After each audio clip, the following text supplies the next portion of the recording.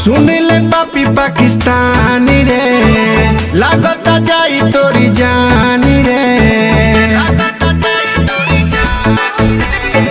सुन ले पापी पाकिस्तानी रे, लागता जाई तोरी जानी रे। आँख देखिए न तिरंगा पे हमारा, कहे की है हमर जान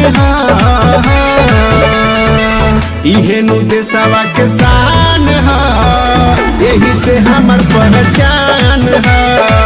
इहे नु देशवा के शान है, यही से हमर पहचान है।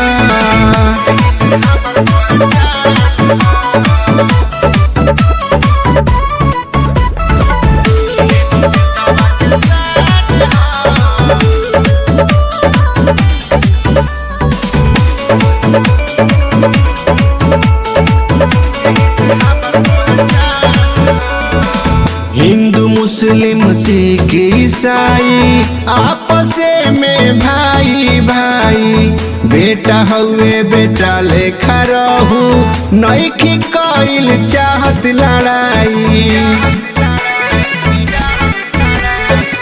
हिंदू मुस्लिम सिख ईसाई आपस में भाई भाई, बेटा हुए बेटा लेखा रहू, नइखी कइल चाहत लड़ाई। यही तिरंगा में तुहे दफनाइब, कहे की है स्वाभिमान है। इहे नु देशवा के शान है, यही से हमर पहचान है। इहे नु देशवा के शान है, यही से हमर पहचान है।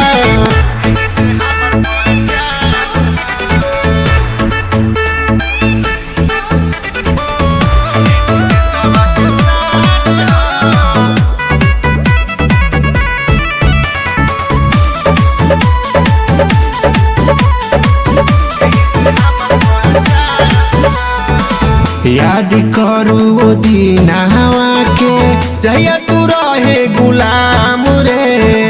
सभे मिलके दिलावल आजादी, आज काहे तू बनता रे बाघ रे।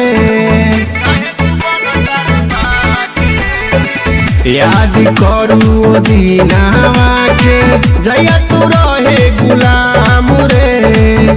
सभे मिलके दिलावल आजादी, आज काहे तू बनता रे बाघ रे। पीठ पीछे वारी करे के आदत, सोनी कही है ईमान है। इहे नु देशवा के शान है, यही से हमर पहचान है।